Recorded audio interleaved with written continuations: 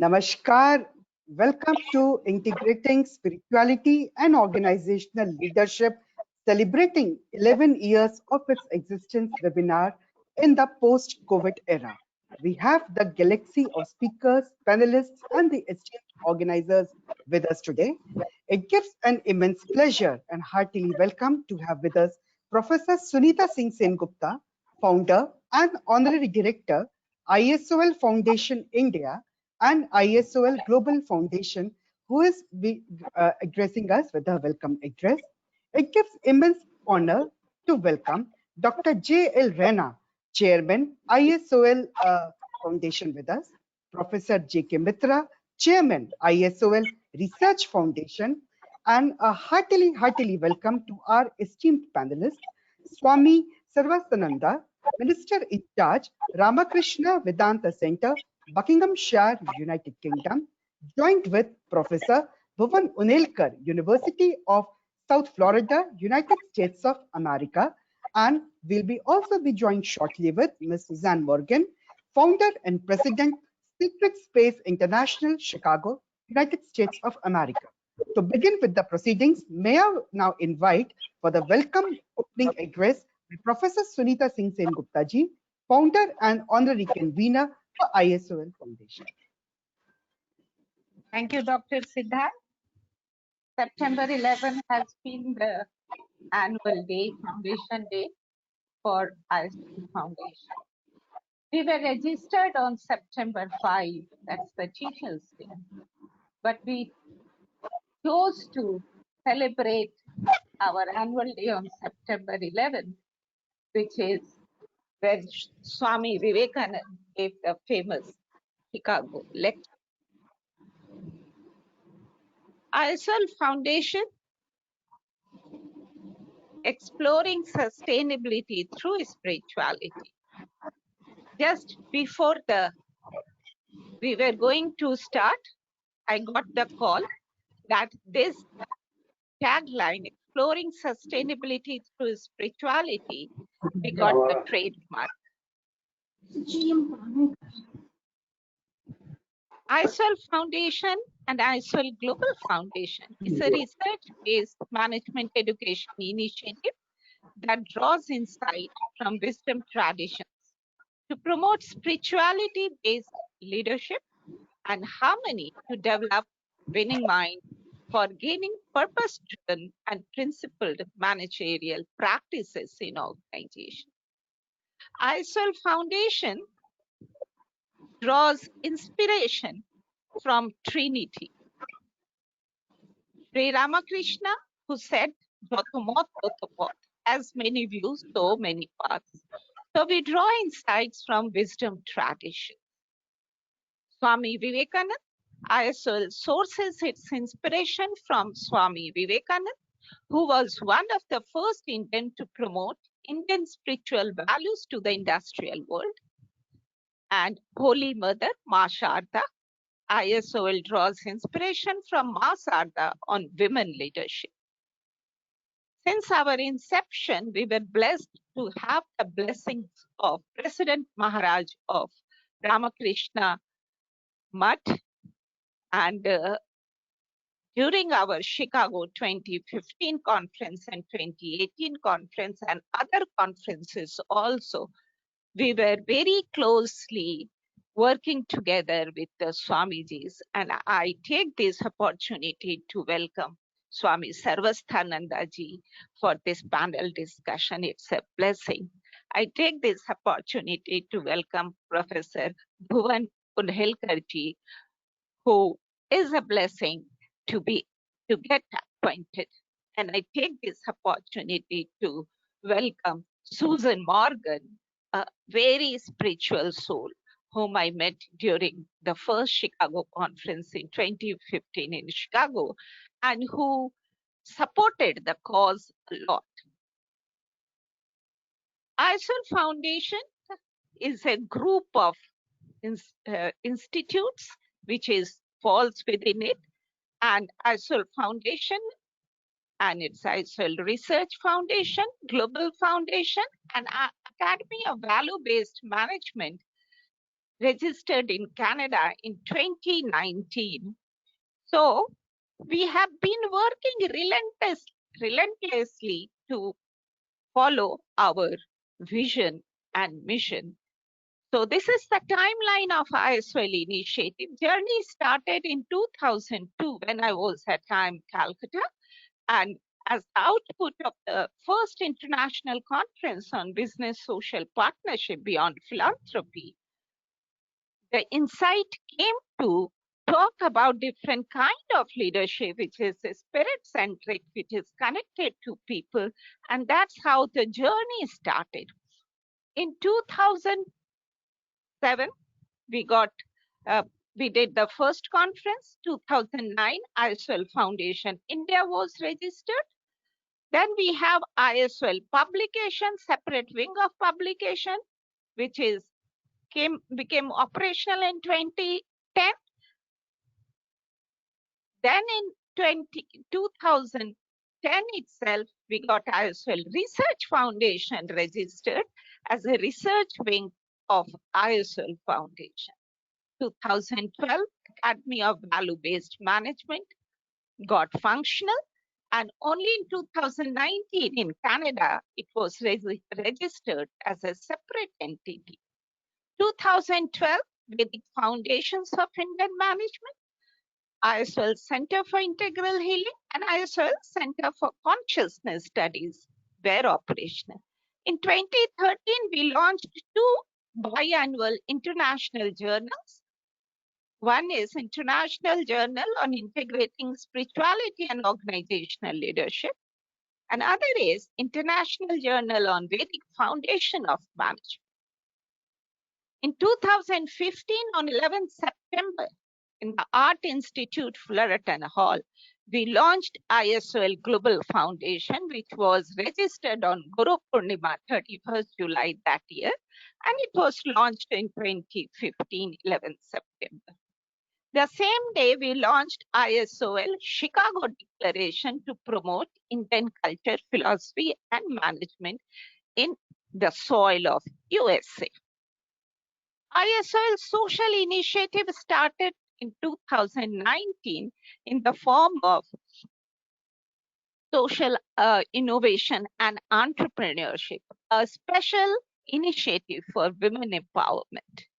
Then we moved ahead and bought a piece of land in Palwal, which will be soon operational. These are the main publication of ISOL Foundation. The 10-volume compendium was released in Chicago on September 11 in 2015. And these are the 2 journals which ISOL Foundation brings out. ISOL conferences worldwide.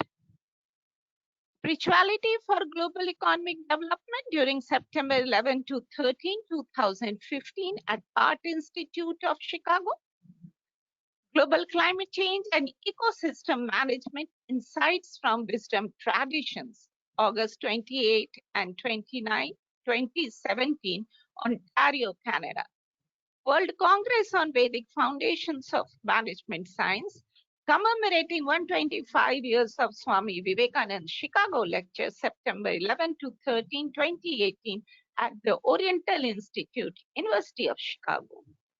Creating inclusive organizations, spirituality, innovation, and sustainability, June 7 and 8, 2019 at SET Business School, University of Oxford.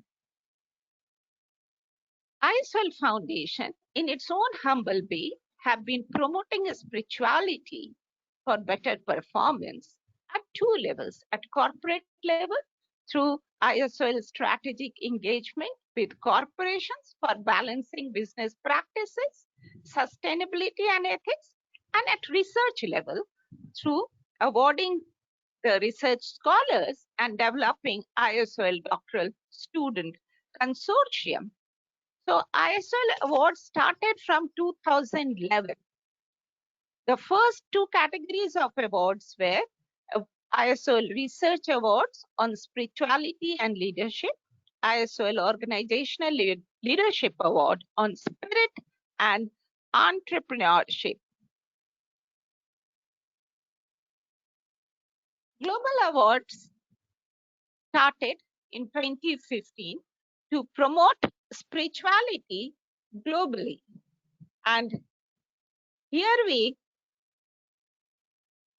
were happy to provide the, provide the related material to the people of Chicago about the ISL Foundation, and we brought them together at one platform.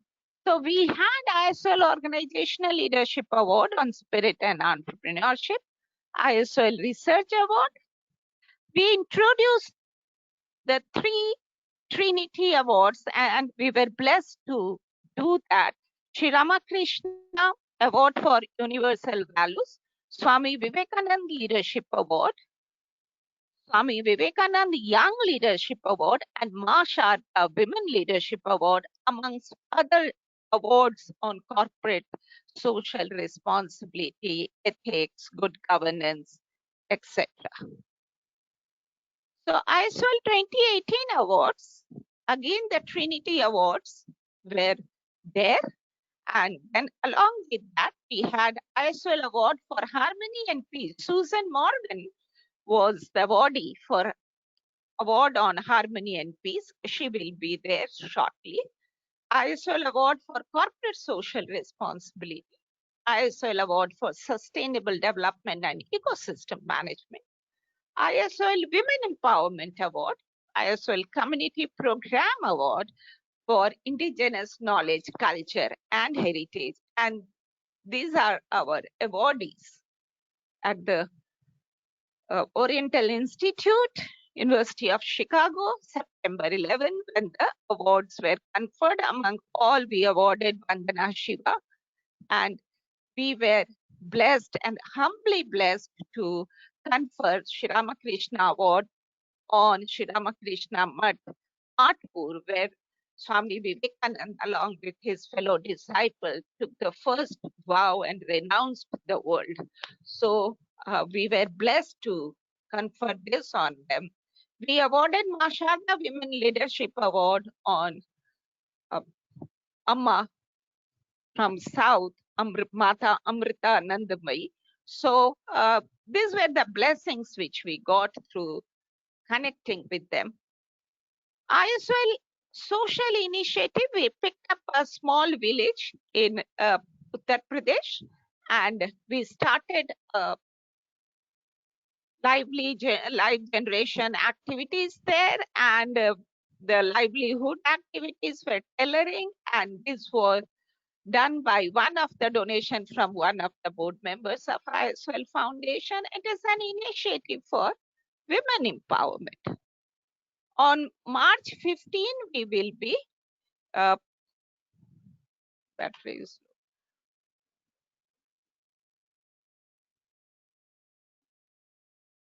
On March 15, we'll be launching our Palwal campus by celebrating 185 years of birthday of Sri Ramakrishna, our inspiration.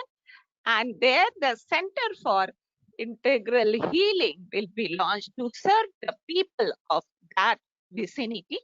And this will be the ISOL Seva Ashram, where the Center for Integral Healing is. We bring healing through Ayurveda, yoga, and meditation. On the other hand, ISOL focuses on its global mission, and that is our vision 2020 to 2025. On September 11, 2018, ISOL Global University pre-launch took place, and you can see Swami Sarvasthananda there and other dignitaries. We announced this. At the same time, we also launched ISOL Global Forum. This is a forum exclusively for the non-profit organizations to come together and work for spirituality, for economic and social development. So this platform, it's active, it's functional. By 2015, we'll be moving to own campus and setting up ISOL Global University in USA. And with a campus in India, this is our vision, and we seek blessings and the support of all to take the journey forward. So now I request we'll be launching ISOL Foundation app.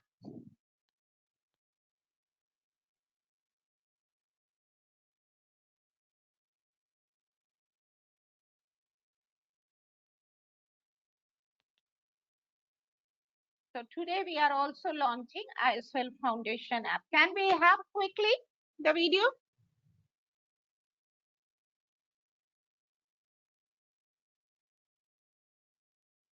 All right, over to Siddharth.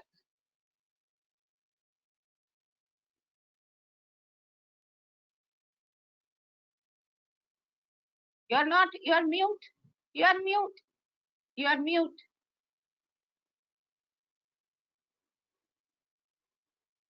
You are mute, Sid. You are mute.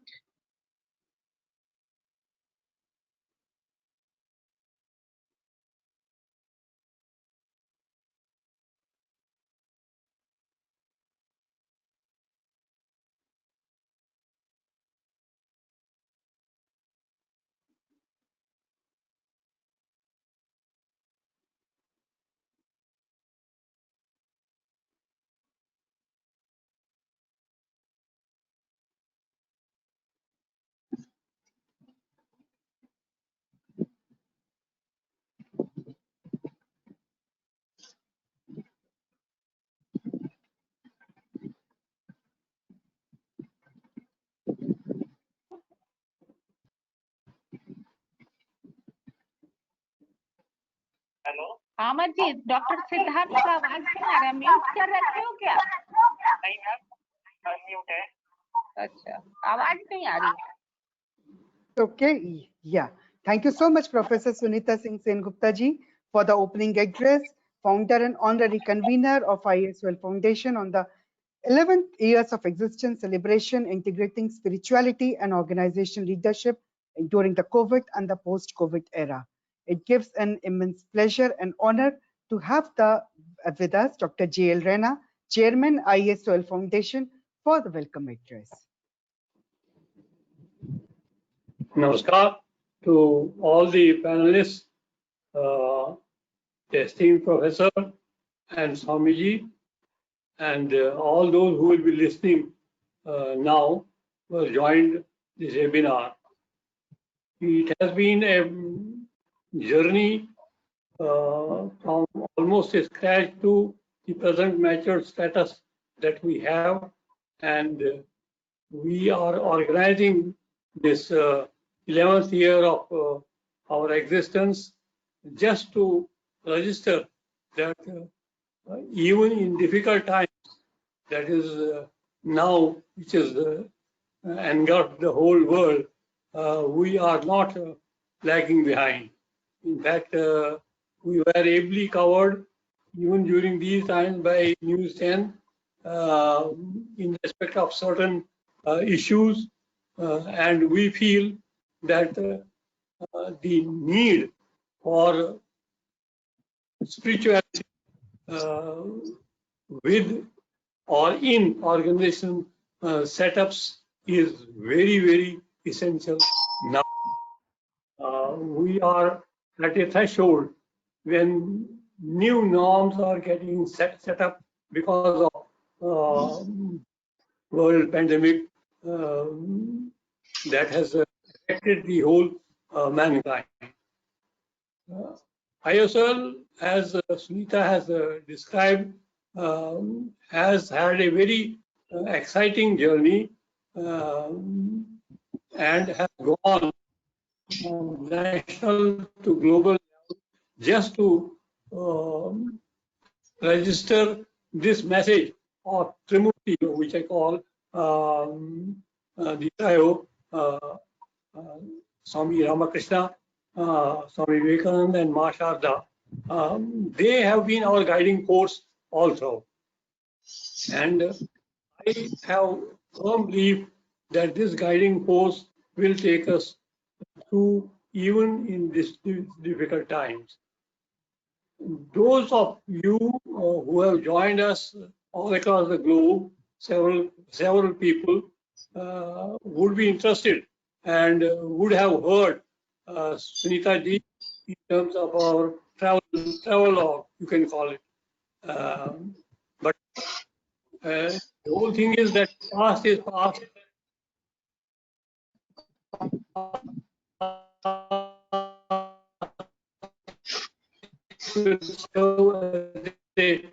Guiding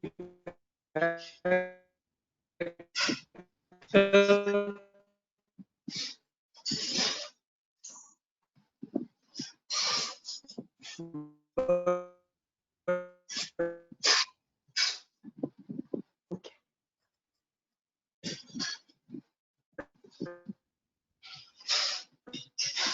All right, Dr. Siddharth, you can. Okay. Thank you.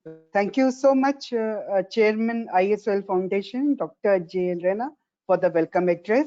I now kindly invite Professor J.K. Mitra, Chairman ISOL Research Foundation, for his welcome address.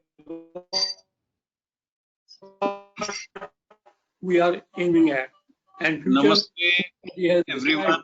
That we are trying. Can you hear me?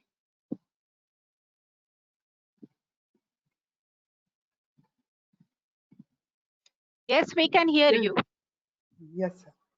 Well, you can't see me, right? Yeah. Yeah, fine enough. Namaste. 11 years ago, when we did not even take a baby step, but smiled at the world with wonder, prayers, expectations, and resolve to do something to promote the spirit of Jotomoth Totopath, as many opinions, those many paths, kind of unifying the diversity perspective. Little did we realize that today we are going to be a young boy or a girl of 11-year-old. This date is important to us, of course, September 11, as Sunita pointed out. This is the day when such a clarion call was given by Swamiji to transcend the hatred and embrace love, to respect every point of view. Swamiji sensed the enormity of the challenge, the lecture indicates, and his work remained work in progress. Even after 103 years, when on the same day the overpowering evil forces demonstrated the undying flame of hatred, we are only trying our little bit to continue with the work of integrating spirituality in all the work that we do. Let the divine grace show us the way, and we welcome you all in this Foundation Day. Thank you. Namaste. Thank you. Namaste. Thank you so much, Professor J.K. Mitra, Chairman ISOL Research Foundation, for the welcome address. The Ramakrishna Vedanta Center of United Kingdom is the only center in Great Britain affiliated to the Ramakrishna Order. The center started in London by Swami Ghananand in November 1948. Until 1969, he guided its affairs, established its monastery, edited the publications, and also spoke in many parts of the country. Swami Ghanananda passed away in 1969. Swami Bhavyananda became head of the center. The center moved in 1977 to Buckinghamshire. Now being headed by Swami Sarvastananda, we have with us Swami Sarvastananda, and it gives an immense pleasure to have the address of Swami Sarvastananda for the Integrating Spirituality, Organizational Leadership in Post-COVID Era on 11 years of existence. Swami. Namaste. Can you hear me, all of you? Ji. Yes, sir. Yeah. Swamiji, yes. Yeah.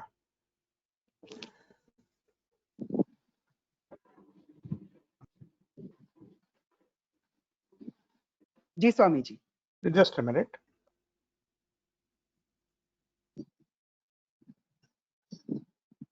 Yeah. Okay.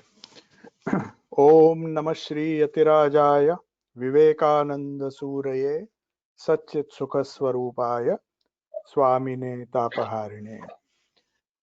Respected Raina ji, Dr. Sunita Singh Sengupta, Siddharth ji, and all other esteemed panelists and audience who are participating the 11th anniversary of ISOL. As the name suggests, it's my privilege, first of all, to associate with this organization for a very long time. And I have been participating. This is the first time we are participating online because of this COVID crisis. And I have been observing how the Holy Trinity of Sri Krishna, Sri Ma Sharda, and also Swamiji are guiding this organization. And the various initiatives taken by this organization to put their ideals into practice.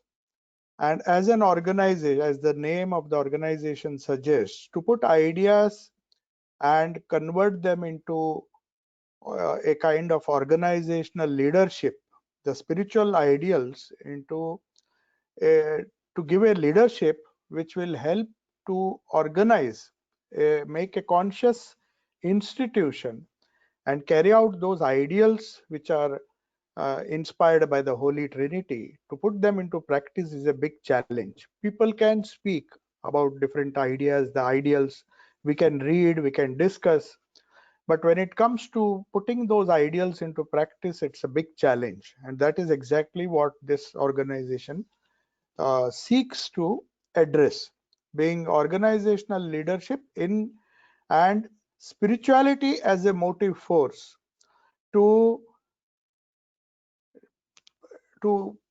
develop the organizations, to develop different organizations. There are so many various aspects in which spirituality can be a motive force.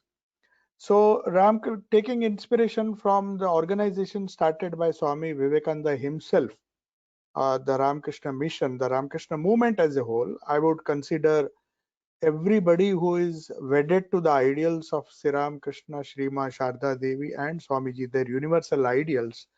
They are part of the whole Ramakrishna movement. It is not just the Ramakrishna Mutt or mission which is responsible for taking these ideas or these ideals and converting them into an institution which can be sustained. So to sustain an organization, as the PPT which was shown by Dr. Sengupta, where spirituality which sustains an organization.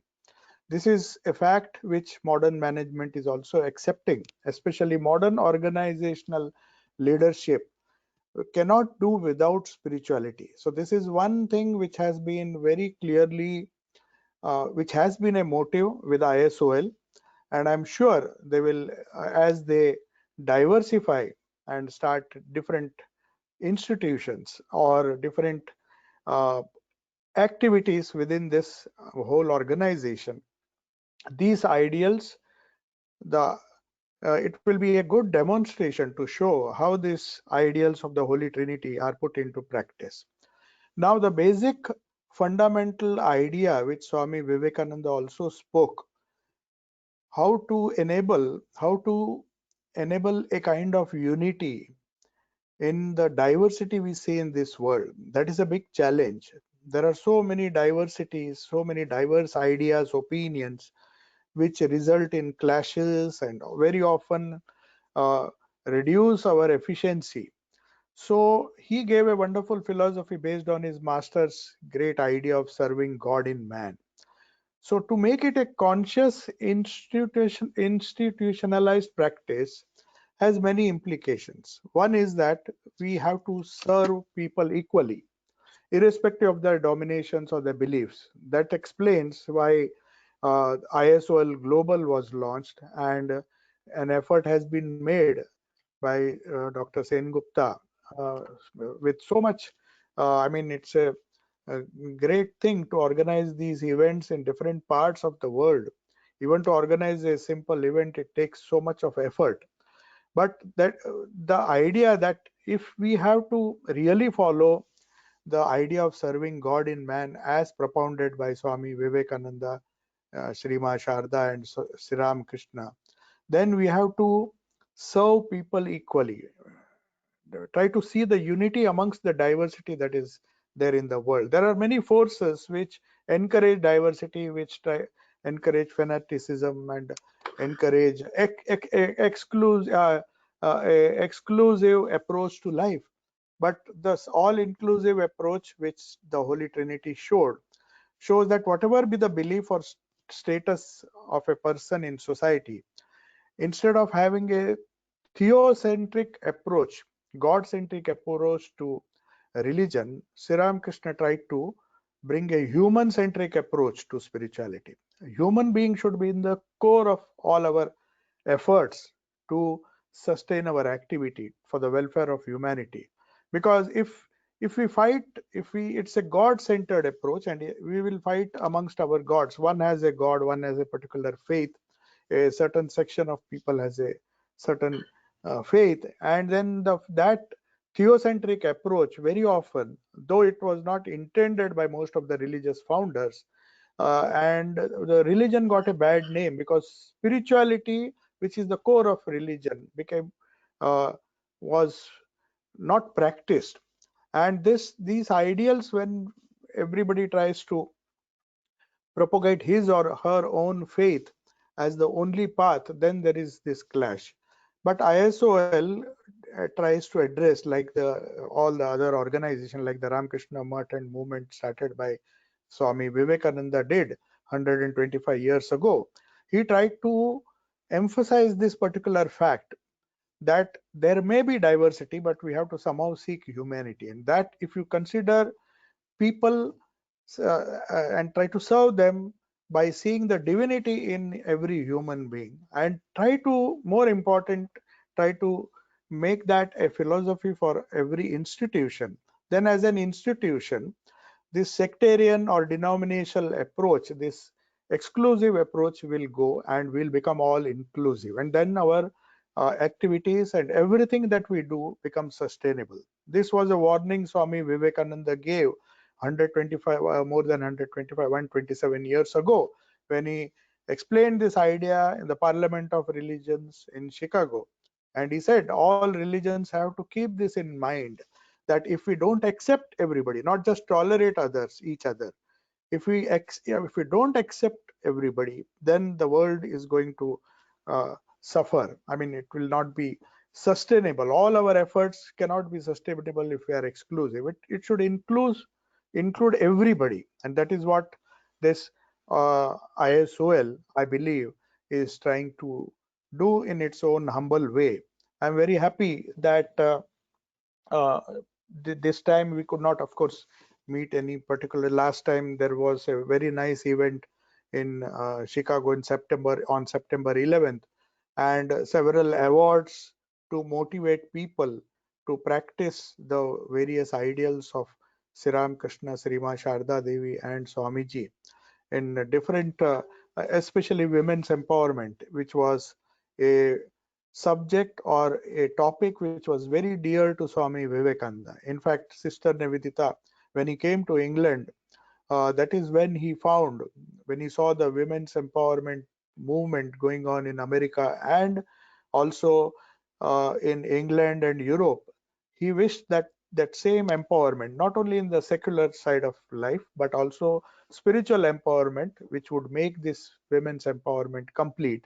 He wanted to uh, spread all over the world, especially to begin, and he wanted to first focus on India. So he requested Nivedita to start institutions for women, because India needed women's empowerment, especially in the field of education. But later on, he had a message for the entire world that just uh, empowerment, women's empowerment in the socio-economic sphere is not going to be sufficient. We have to empower the women from the spiritual point of view also. Spiritual empowerment is as important as socio-economic and educational empowerment. and that is one of the main goals of ISOL, and it is trying to highlight this fact. And it's not only India that needs women's empowerment, it is the whole world which wants which has to get these wonderful universal ideas from Swami Vivekananda for inclusive development, economically, socio-economically, and also spiritually. Spirituality or religion, the phonetic element of religion, the crust of religion, you may say, has been responsible for so much of division. Even UNESCO, which was started in after the Second World War, they believed that religion has been one of the wrongly practiced religion, not spirituality, but wrongly practiced religion was one of the factors which caused so much of disharmony, quarrels, and a lot of destruction. So even UNESCO, you will be surprised to know, was the Director General of UNESCO, Federico Mayer, was the Director General for nearly 14 years. He made a very, very significant statement when they conducted during the centenary in 1993 in Paris, in the UNESCO headquarters in Paris. You'll be surprised to know that this great organization which came into existence, which normally does not celebrate uh, the birthday of religion or the events connected with religious personalities, decided to honor Swami Vivekananda by holding a conference. And he gave the explanation. Somebody asked him, why do we break the rule and start this? So he said something very significant. He says, the convergence with UNESCO's concerns will be obvious to all. I am indeed struck by the similarity of the constitution of the Ramakrishna Mission, which Vivekananda established as early as 1897, with that of UNESCO drawn up in 1945, because both place the human being at the center of their efforts aimed at development. Both place acceptance and tolerance at the top of the agenda for building peace and democracy in the world. Both organizations, the Ramakrishna movement as well as UNESCO, which was found to bring a kind of order to in society after the World War II, both recognize the variety of human cultures and societies as an essential aspect of common heritage.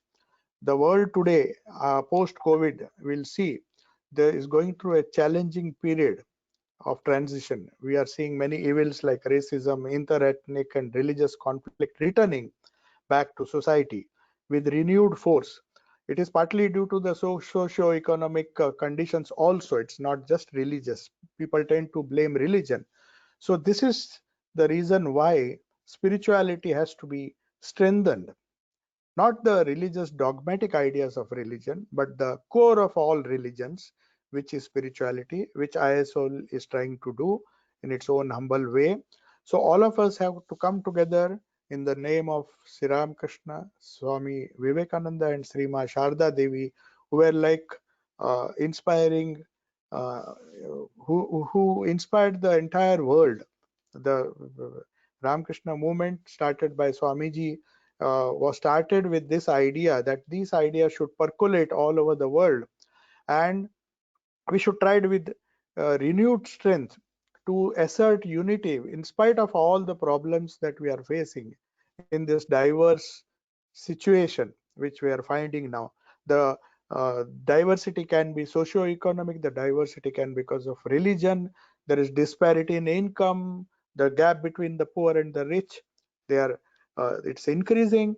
So we have to somehow bring back the core ideas of spirituality which UNESCO has recognized and made the Ramakrishna movement or the Ramakrishna mission as one of its NGO partners. Normally they avoid religious or political organizations, but as an exception, because Ramakrishna mission, like ISOL, believes in the core values of religion, that is spirituality, and integrating that spirituality with the organizational leadership, whatever be the nature of the organization.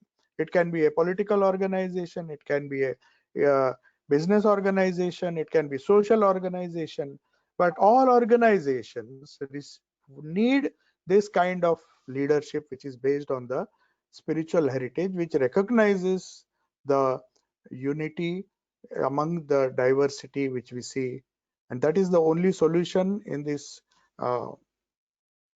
modern world, which is now facing so many problems, not only because of COVID, but because of the disparity that we see in prosperity in the socio-economic sphere.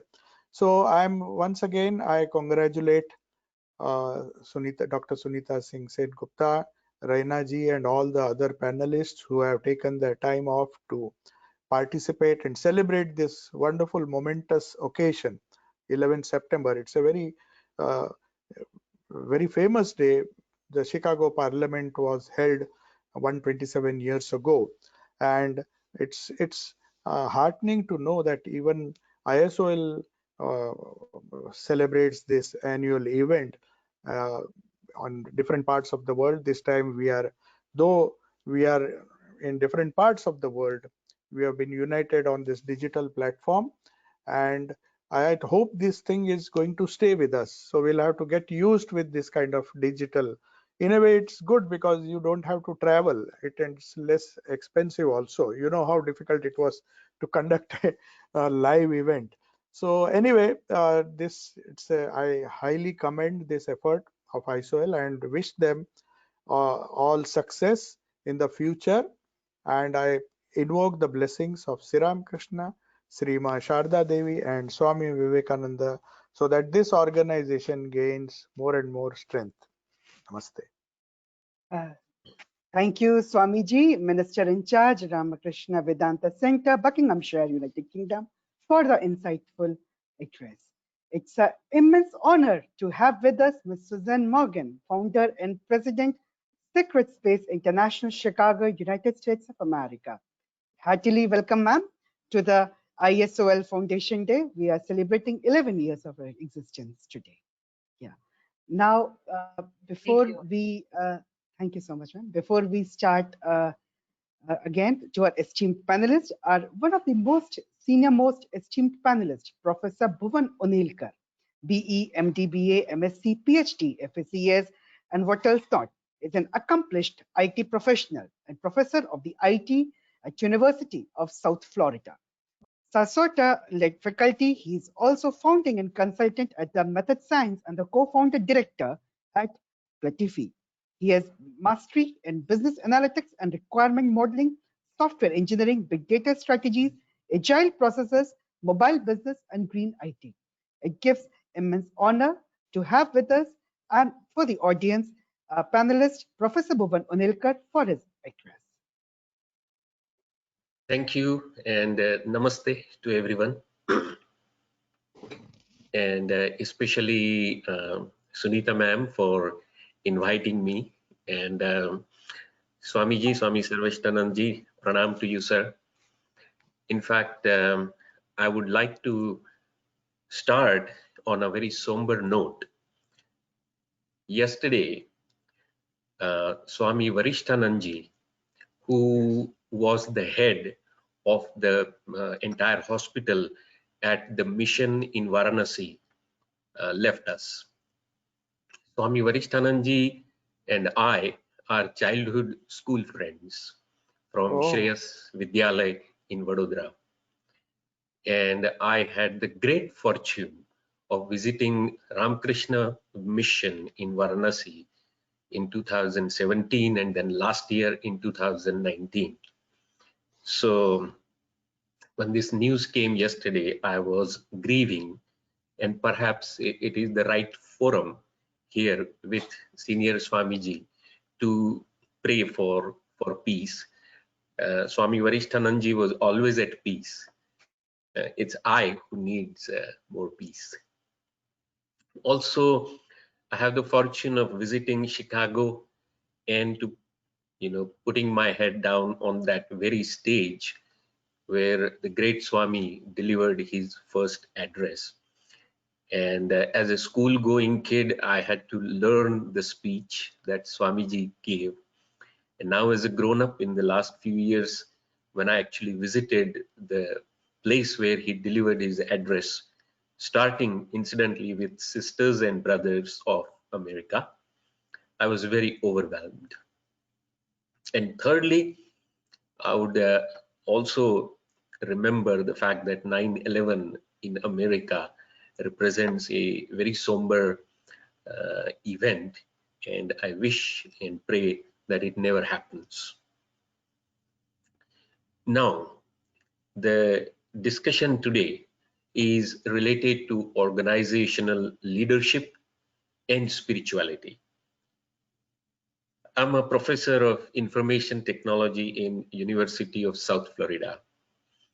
So obviously, project management, organizational leadership, and associated activities, because when we do software development, when we do software testing, when we do usability analysis, when we deal with cyber security, there is a phenomenal amount of human element in what we are doing. And this particular discussion actually brings that human element. Again, as Swamiji so correctly said, that looking out for spirituality out there, searching for God out there, is not as meaningful as searching for God in humans. And that has been the high ideals of Ramakrishna mission as well. And I see that it actually synchronizes very well with the teachings of the great masters all over the world, whether we take Buddha or we take Jesus Christ or any of the great spiritual masters. They have always seen godliness in humans. And if we can integrate that in our organizational activities, in our organizational leadership, then we have an opportunity to enrich our business world, our industrial world. And if that happens, we certainly are going to percolate that to the society in general. I've been in education. I love the discipline, the domain of education. And I think if the spiritual aspect of life, human life, can be incorporated in education, I think we are going to end up with a humanity that is much more peaceful than what it is right now, and much more happier.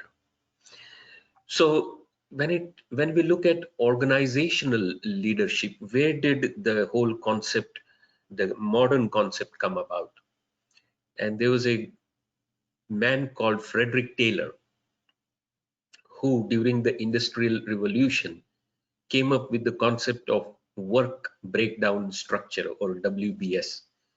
And practically in all project management methodologies, we start with a work breakdown structure. This is the goal, this is the project, including, let's say, organizing this wonderful event. We break it down into tasks.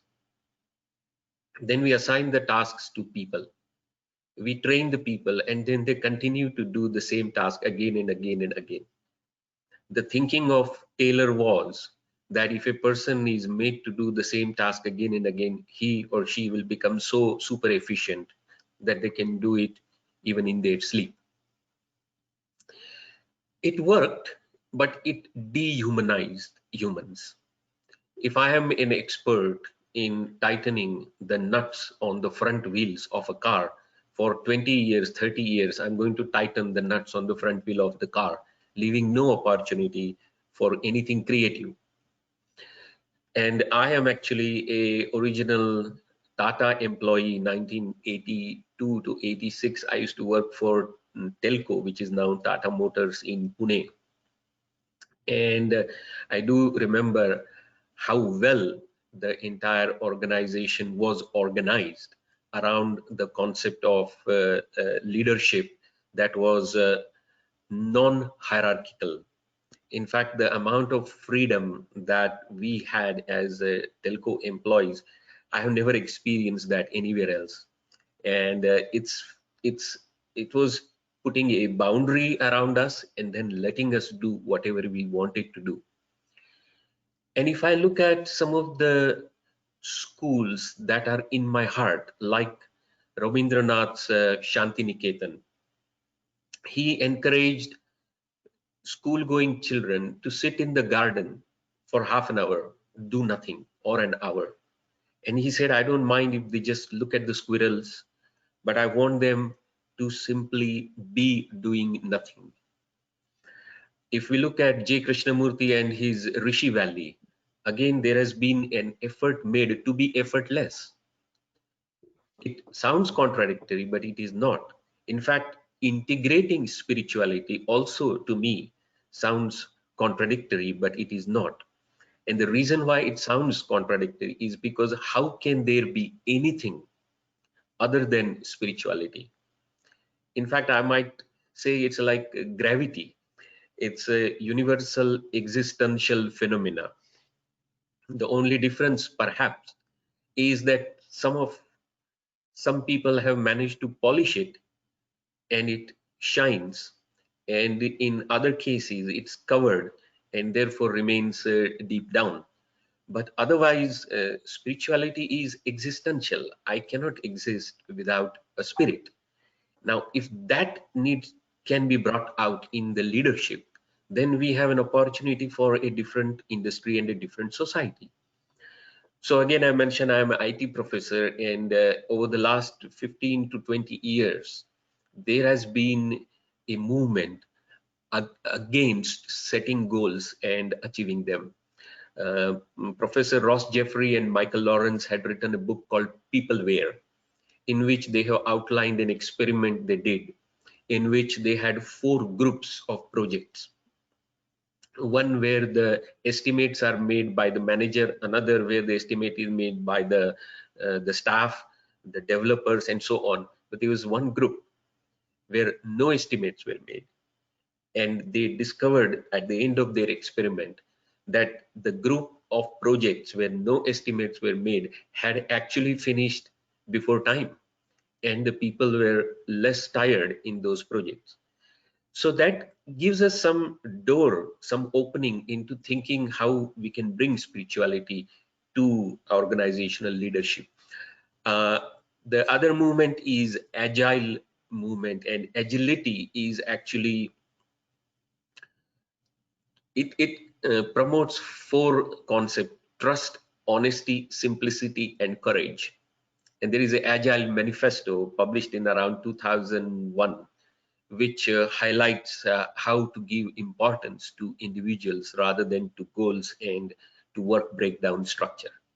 And I teach that particular course in University of South Florida to my management students, and we have fun and we have discussions, and there is less teaching and less instruction and more collaboration and more of evolution of this concept, where we are not really focused on goals, but we are focused on supporting each other, being less scared and less worried about achieving goals. And it's a team concept.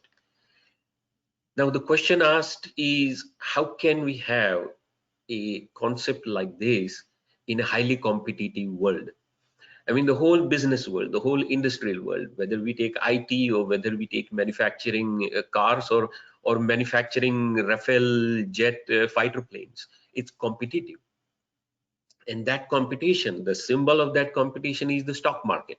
And one of the research project or one of the research domain is, can agility, that is the concept of trust, honesty, simplicity, and courage, exist in a business, in a Apple or a Google or a Uber or a Amazon, so long as there is stock market?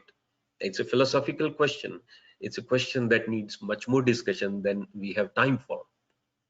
But to help my students, who by the way are just as good as I am, I discuss with them the DISC personality assessment. I discuss with them the Myers-Briggs framework for personality assessment. I discuss with them Erich Fromm, and I discuss with them Gestalt. And probably now that I am connected with Susan Morgan, I should be discussing some of her concepts in my class. But the reason I discuss them is to tell my students that you cannot use the carrot or the stick. The traditional approach right from our kindergarten And I am a part of that philosophy, that either you show a carrot or you show a stick. And if we are really talking about integrating spirituality with organizational leadership, we need to move away from both of them. And how we do that is again going to require a lot of effort, and an organization like ISOL is absolutely ideally placed to investigate how we can do something for which in a way there is no how. So I said, spirituality is existential. And a friend of mine who probably is listening is really had asked me, what do you mean by spirituality? And I told him it is really freedom from the known. That is the way I see spirituality. By the way, am I still visible? Is everything going okay? Sir, we can hear you, but we cannot see you. Okay, I think okay, hopefully now I'm back on. Yeah, now you are back. These are the new mannerisms we need for online presentations. My entire teaching is online right now. So in my university, we are going through that revolution. So back to our discussion, and I'll take only 5 more minutes because I want to listen to Suzanne ma'am as well.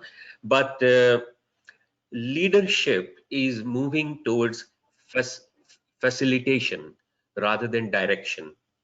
And leadership is moving towards being able to understand that things happen, and happening is a more significant part of a project than doing. Because if I have to really compare the Western approach to the Eastern approach, then the Western approach is heavily focused on doing. I have to do certain thing and then something will happen.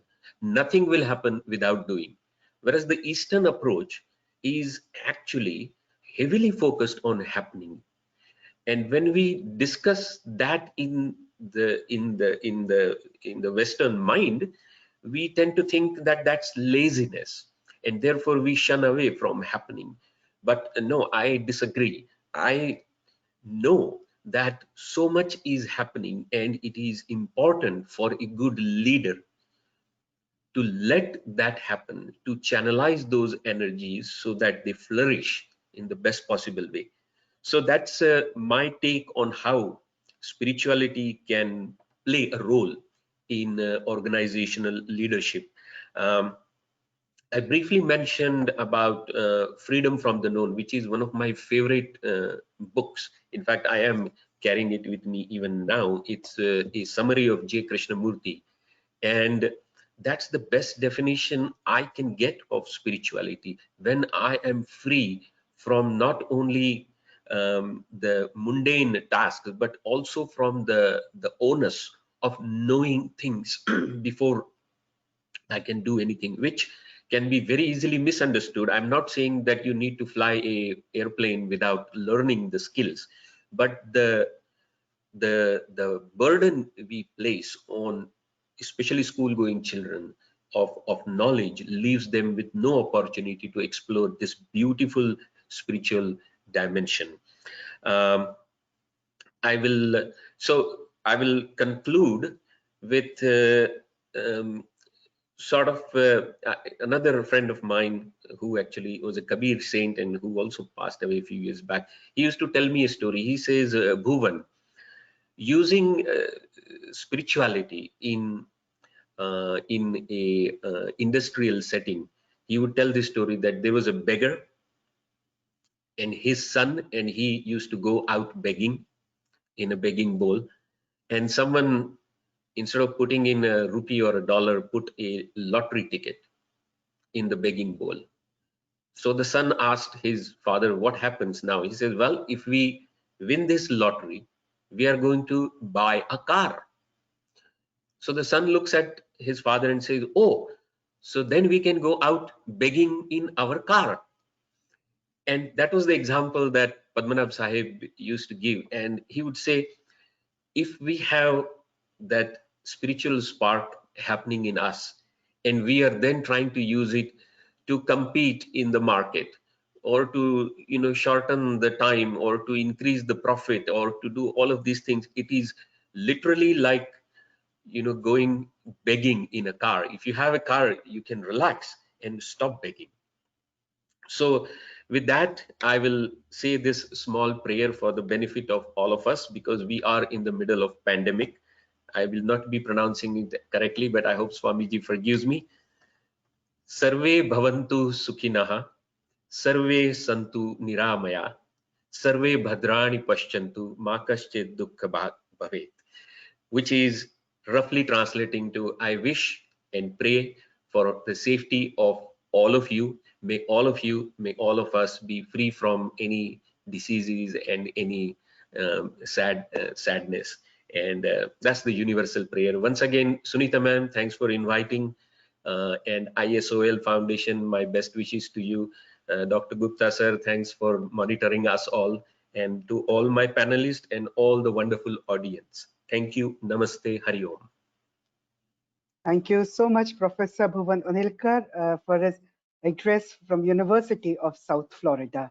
Now it is a pleasure and a privilege to have with us founder and president Suzanne Morgan. Ms. Morgan is a retired architect and consultant of electrical design who worked at many prominent firms in the Chicago area, including Skidmore, Owings, Merrill, and Lobby and Strassman. In addition to operating as a sole practitioner, she is currently the Parliament of the World Religions Sacred Space Ambassador and devotes her talent and wisdom to running Sacred Space International, focusing on interfaith, community building, and consulting and presenting on religious architecture. Ms. Morgan holds a BA from the University of Wisconsin at Madison and an MBA from the University of Chicago, recipient of ISOL awardee, as well as the Fulton Gullet Award recipient by Chicago-based Niagara Foundation for the use of religious architecture for pursuit of world peace.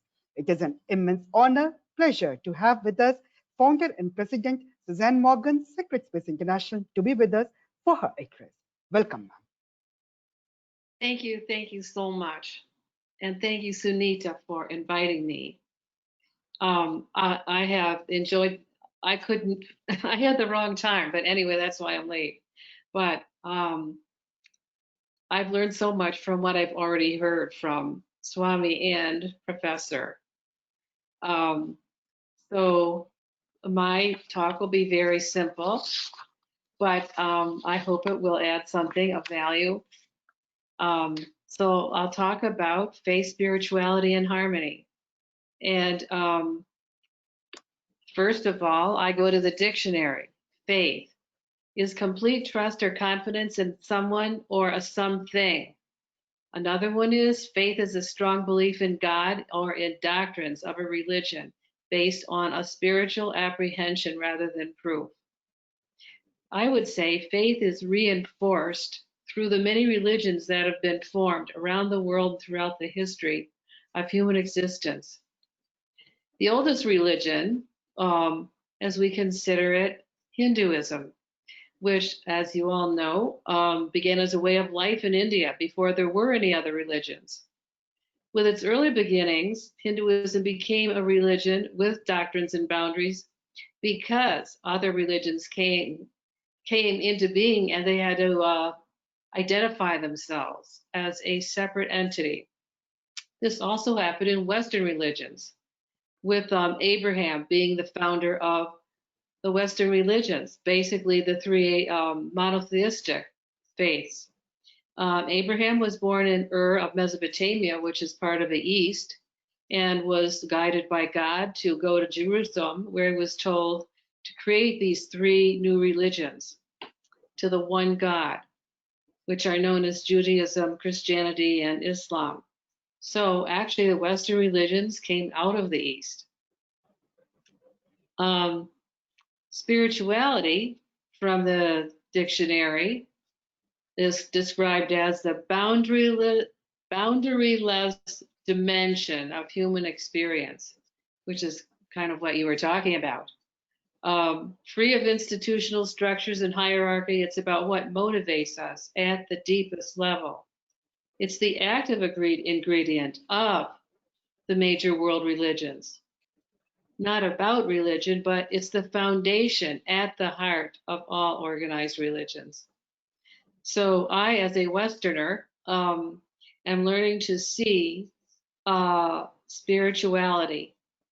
And I am really grateful for this path in my life.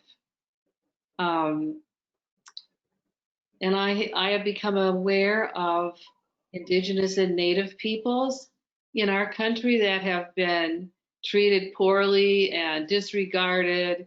And I find that as I learn more about indigenous native peoples, they really are the spiritual base, foundation of our organized religions.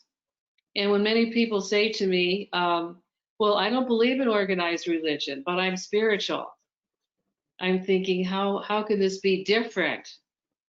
They're connected. And so I want to tell a story of an experience I had in Ecuador a couple of years ago that really brought this home to me.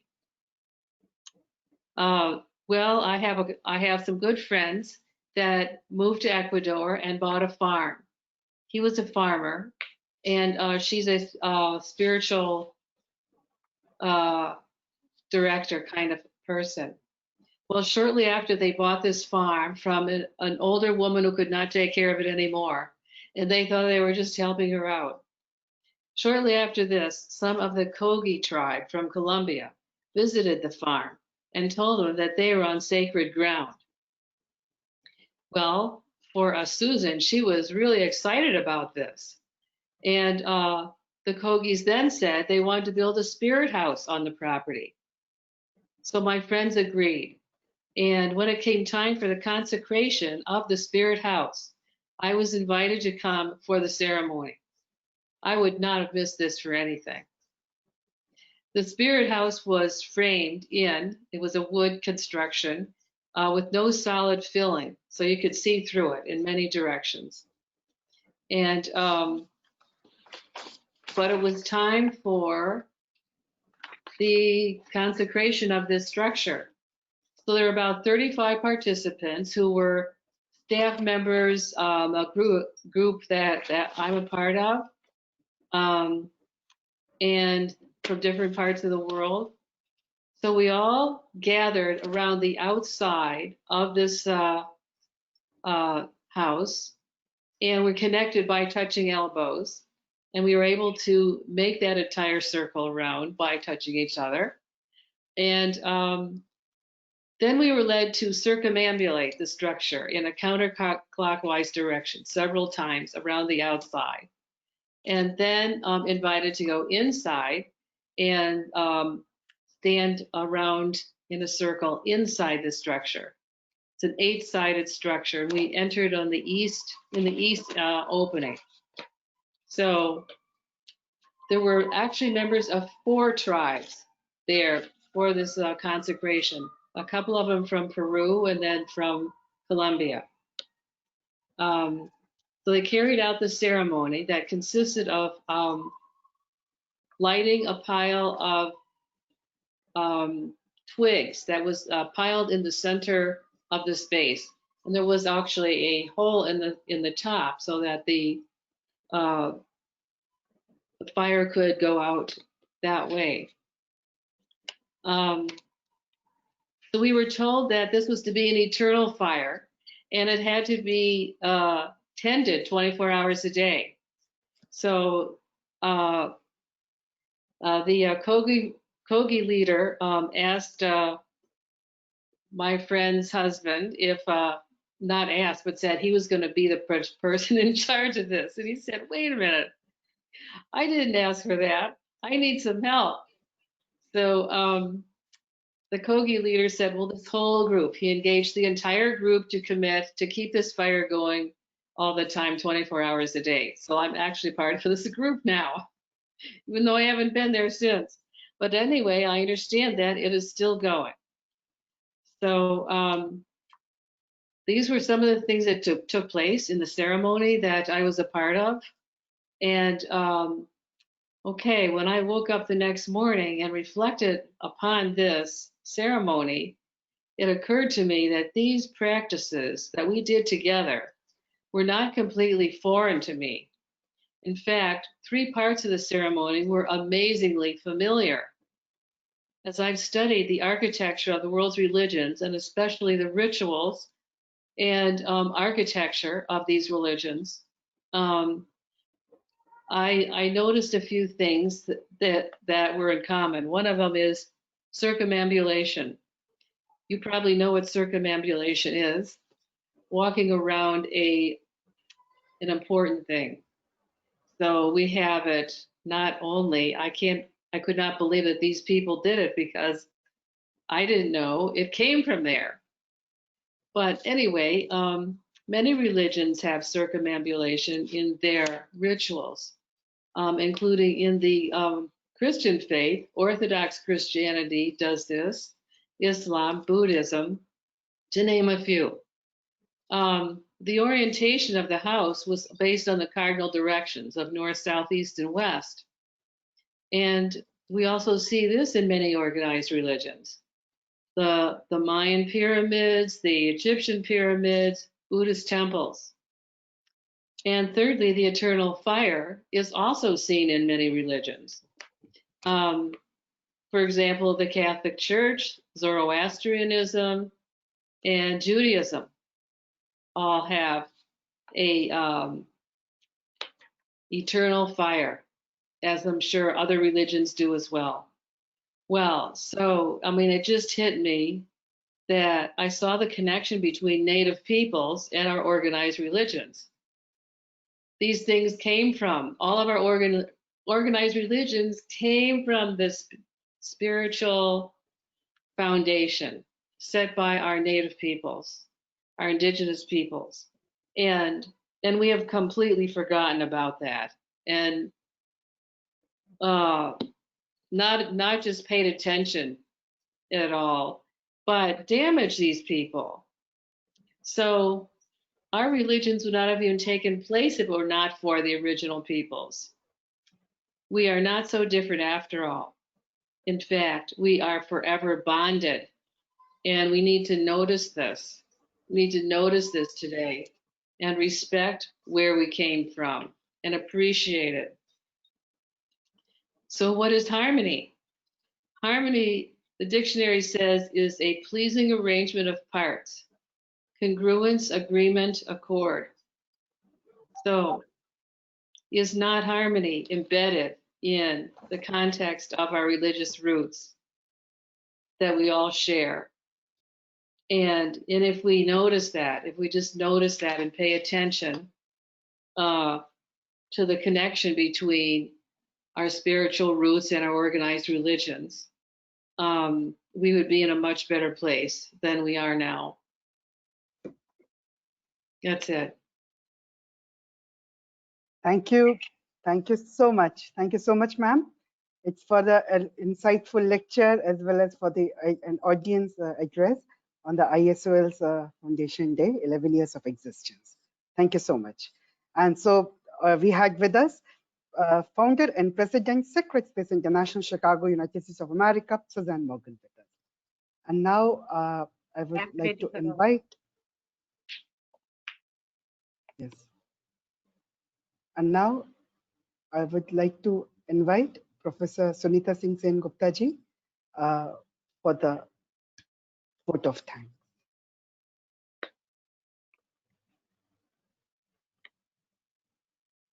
Thank you, Dr. Siddharth. I express my thanks to all the esteemed panelists, and I'm humbly grateful to each one of you, Swami Sarvastananda, Susan Morgan, and Professor Unhelkar, that in such a short notice, you agreed to grace the occasion, which is very important occasion in the journey of ISOL Foundation. My heartfelt thanks to Dr. J.L. Raina, Chairman, ISOL Foundation Board of Governors, and Dr. J.K. Mitra, Chairman, ISOL Research Foundation. My Heartfelt thanks to the entire team of students, particularly my PhD students who have been working day in and day out for this online thing, webinar, which we are using for the first time. ISOL have been a very quiet and silent research-based management education initiative. Now we open the membership drive and our people will be getting in touch with the people, and those who are interested can join. We'll be launching ISOL app today. Dr. Siddharth, Okay. ask uh, Amarjit to show that. Okay. Amarjit, please show the our viewers and the audience for the launch of the ISOL app.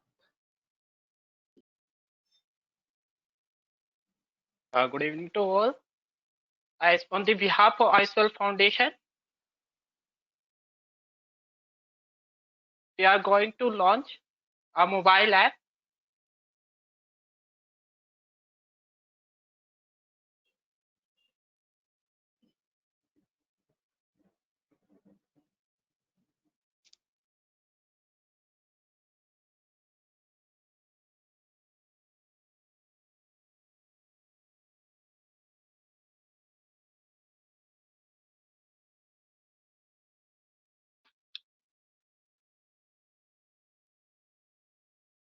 We are not able to see it, Amarjit. Amarjit, please.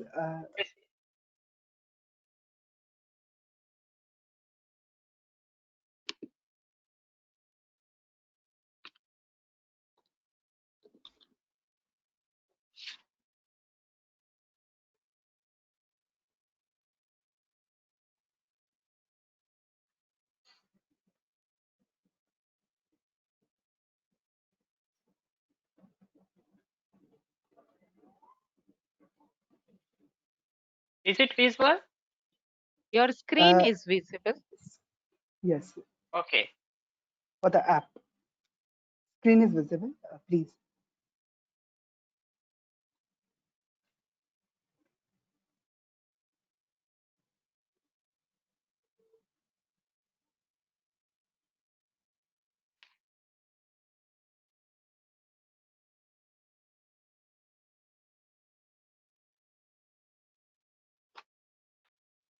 I think one something No is problem.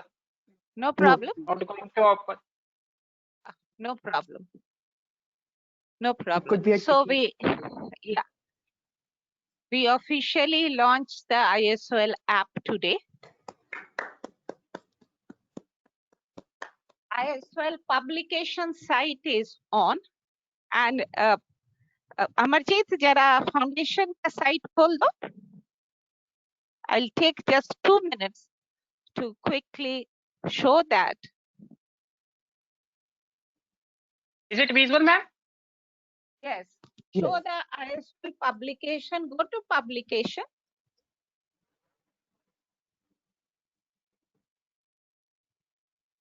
Yes. Click that.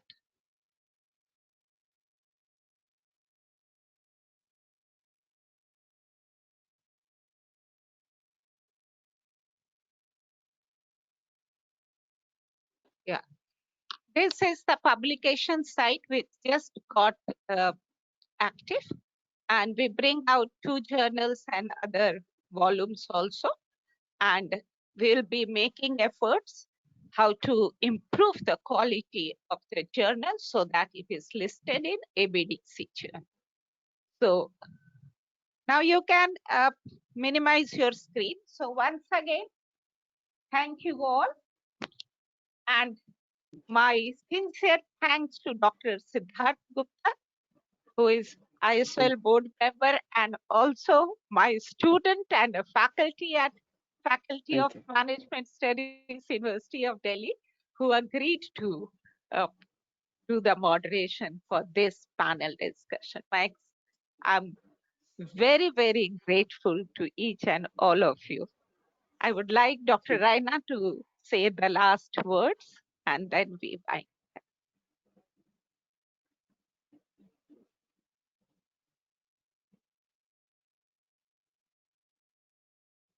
It is my honor now to really thank the learned analysts who had come, who had spared time during a short intimation to them. The lesson that we will take with us on today's proceedings is that spirituality as part of a religion is not acceptable, maybe to general mass, but spirituality as part of human value is going to last long and help us, help whole mankind in really scaling higher. If we link it with, there are so many religions, and as Sunita said in the beginning, different opinions, different ways, but all the same, we are one. In that concept, I think we have learned a big lesson. My sincere thanks to Sunita ji for taking the initiative of organizing this international webinar on this day of 11th September, which coincides with our Swamiji's address. And Swamiji that time itself had said that there may be different religions, but the spirituality will bind us together. Maybe that day is to come. All the best. And to all listeners, participants world over who have joined us, spare time to listen to us. And now that we are open to membership, we'll be formally approaching and people who are interested to, I mean, we